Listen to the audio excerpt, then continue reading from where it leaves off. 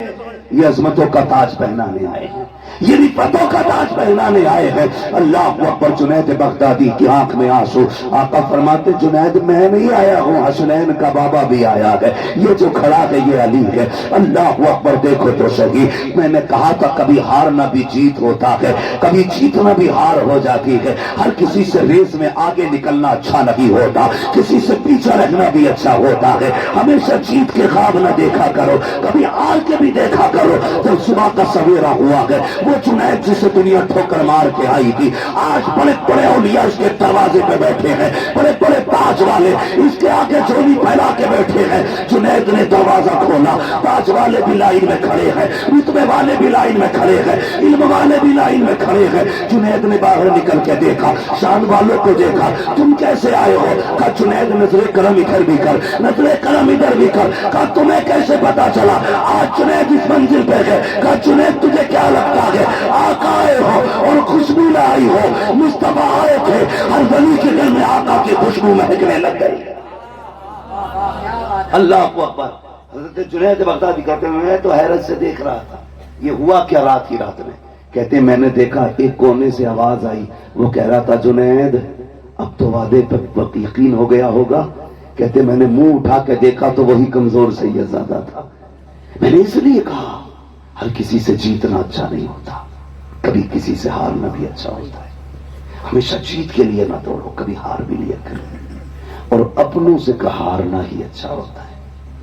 ایک ضد پہ اکڑ کے مت بیٹھنا۔ کئی گھروں کو آگ لگ گئی یار، کئی گھروں کو آگ لگ گئی، صرف اتنی ضد کے بیٹی کی چوکھٹ پہ نہیں جانا ہے، کیونکہ ہمارے سمدھی نے بات کر دی کہہ دی۔ تم ایسی قسم کھا کے بیٹھ گئے، اپنوں کے دروازوں پہ جانا چھوڑ دیا۔ کئی بیٹیوں کے فون آئے کوئی تعویذ تو ہوگا کہ بھائی بلانے آ جائے۔ کہا کیونکہ ایک دن میرے شوہر سے انبن ہو گئی تھی، 10 سال ہو گئے میں نے بھائی کا چہرہ نہیں دیکھا۔ تم ایسی جیت کی دوڑ لگا کے بیٹھے ہو؟ اگر تم بہن کے دروازے پہ بیٹی کے دروازے پہ چلے گئے تو تم ہار جاؤ گے، اور نہیں گئے تو جیت جاؤ گے۔ اور تو عام کر رہے ہو منہ چونچی کرنے کا، اور پا لیا تم نے رتبہ بیٹی کے دروازے پہ 10 سال تک نہ جا کر کے۔ یہاں جیت کی قسم نہ کھا، یہاں ہار جا۔ جا چلا جا بہن کے دروازے، جا چلا جا بیٹی کے دروازے۔ تو شاید نہیں جانتا جب بیٹی مسکراتی ہے مدینے والے مصطفیٰ کی فاطمہ مسکراتی ہے۔ خالی نعرے لگانے سے علی والا کوئی نہیں ہے، خالی نعرے لگانے سے حسینی کوئی نہیں۔ مزہ تو تب ہے جب حسین کی زینب جیسا پیار کر کے دکھاؤ۔ ہاں جب علی سے بیٹی زینب کی طرح پیار کر کے دکھاؤ تب وہ علی والے ہوتے ہیں، ورنہ نعرے علی کے، نعرے غلام حسین کے، اور بہن کو 10 سال سے نہیں دیکھا، نہیں دیکھوں گا تو مجھ نیچی ہو جائے گی۔ یہ دوڑ اچھی نہیں ہے یار، ہار جاؤ یہاں، ہار جاؤ، پیچھے ہٹ جاؤ، توڑ دو اپنی ضد، جاؤ اپنوں کے دروازے پہ۔ خدا کی قسم یاد رکھنا تیری خوشی میں تیرے لاکھ یار ہوں مزہ نہیں آئے گا۔ کوئی نہ ہو، تیری اپنی سکی بہن کھڑی ہو، تیری بیٹی کھڑی ہو، تیری ماں ہو، تیرے باپ ہو، تیرے بھائی ہو، ان لوگوں میں جو اللہ خوشیاں عطا فرماتا ہے وہ کائنات کی بھیڑ میں اللہ خوشیاں عطا نہیں فرماتا ہے۔ اس لیے کبھی ہار بھی جایا کر۔ نہیں مجھے اپنے باپ سے بات نہیں کرنی ہے، اس نے تھپڑ مارا تھا، باپ کی قسم کھا کے بیٹھے ہو، تھپڑ مارا تھا، بات نہیں کرنی۔ نہ، یہاں ہار جاؤ، یہاں جیتنا نہیں ہے، یہاں جیتنے والے ہار جائیں گے، یہاں ہارنے والے جیت جائیں گے۔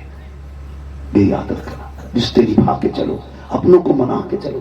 اسلام اتنا پیارا مذہب ہے، اگر ہم صحیح سے اسلام کو فالو کرنے لگے نا، کسی کو تقریر کرنے کی ضرورت نہیں، کسی کو دلیلیں دینے کی ضرورت نہیں۔ کتنے لوگ تو حضور کا کردار دیکھ کے، حضور کا کردار پڑھ کے مسلمان ہو گئے۔ وہ ایک انگریز نے کلمہ پڑھا، اس سے پوچھا تو نے کیا پڑھا؟ کہا حضور کی زندگی کا ایک باب پڑھا۔ وہ کون سا باب تھا؟ کہ حضور کے زمانے میں کسی شخص کا بیٹا غائب ہو گیا، اس نے آ کے کہا تھا یا رسول اللہ بچہ نہیں مل رہا ہے۔ کسی نے اٹھ کے کہا اس کا بیٹا فلاں جگہ کھیل رہا ہے۔ وہ جیسے اتنا سنا دوڑ لگا دی۔ حضور نے فرمایا کدھر جا رہا؟ حضور بیٹا دوپہر سے غائب ہے، تلاش کرنے جا رہا ہوں۔ مل گیا ہے نا؟ حضور دل نہیں مان رہا، جدا ہے ماں تڑپ رہی ہے صبح سے۔ حضور نے فرمایا ٹھہر، جا رہا ہے نا، جائے نا، تو اپنے بیٹے کو بیٹا کہہ کے آواز نہ دینا. وہ چونکے یا رسول اللہ میرا بیٹا ہے. بیٹا نہیں کہوں میں تو میں ہاں تیرا بیٹا ہے لیکن نام لے کے آواز دینا, بیٹا مت کہنا. اب اسلام دیکھے کتنا خوبصورت ہے. کہنے لگے کیوں؟ کہ ہو سکتا ہے جہاں تیرا بیٹا کھیل رہا ہے اس میں یتیم بھی کھیل رہے ہوں. یہ بھی ہو سکتا ہے وہاں ایسے بچے ہوں جن کے سر پہ باپ کا سایہ نہ ہو. اگر تو بیٹا کہہ کے آواز دے گا تو کسی یتیم کے دل میں یہ خیال آ سکتا ہے کاش میرا باپ ہوتا, وہ مجھے وہ بیٹا کہہ کے آواز دیتا, آج کلیجہ ٹھنڈا ہو جاتا. نوجوانوں ایک بات کہہ جاؤں, اللہ نے ماں باپ دیے نا, ان کی عزت کرنا. بیٹا کہنے والے ماں باپ کے سوا دنیا میں کوئی نہیں ہوتا ہے, کوئی نہیں ہوتا. اور جتنا سکون لفظ بیٹا میں ملتا ہے نا, علامہ, فہامہ, محقق, مدقق, مفتی, مفسر, محدث, کسی میں اتنا مزہ نہیں آتا جتنا مزہ ماں باپ کے لہجے سے نکلنے والے بیٹے میں آتا ہے. خدا را باپ ہے تو عزت کرنا. حضور نے کہا بیٹا مت کہنا. اگر تم نے بیٹا کہہ کے آواز دیا تو کسی یتیم کے دل پہ یہ خیال آ سکتا ہے میرا بھی باپ ہوتا نا بیٹا کہتا, میں بھی دوڑ کے جاتا. خدا کی قسم جو یتیم کے احساس کا اتنا خیال رکھتا ہو وہ لوگوں کے حقوق کا کتنا خیال رکھتا ہوگا. یہ جو جوڑا جاتا ہے ہمیں کہ یہ آتنکوادی ہیں, یہ ایسے ہیں, یہ ویسے ہیں, اسلام سمجھو.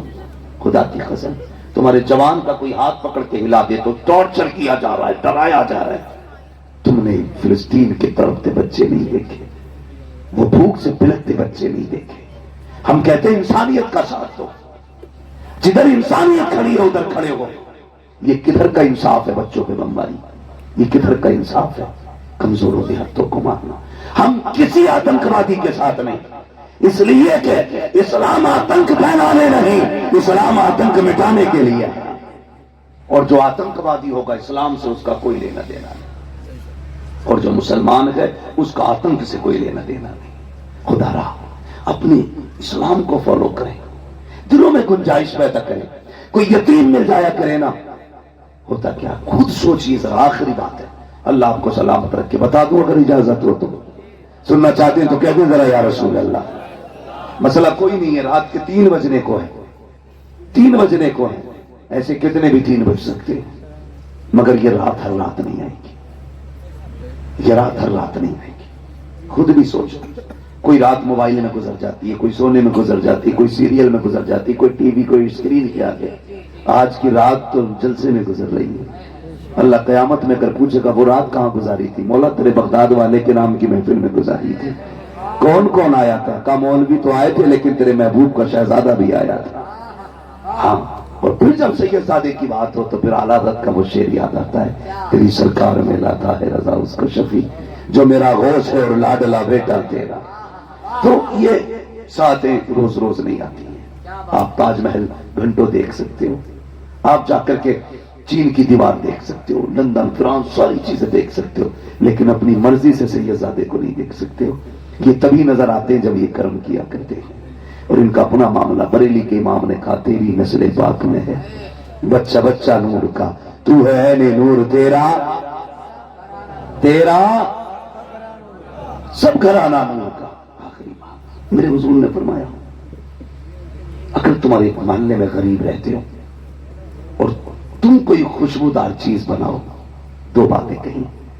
فرمایا یا تو ایسے وقت بنانا جب غریب کے بچے سو گئے ہوں, یا اتنا زیادہ بنانا کہ اپنے بچوں کے ساتھ ایک پیالی اٹھا کے غریب کے گھر تک پہنچا دے. آج یہ نظریے نہیں رہے.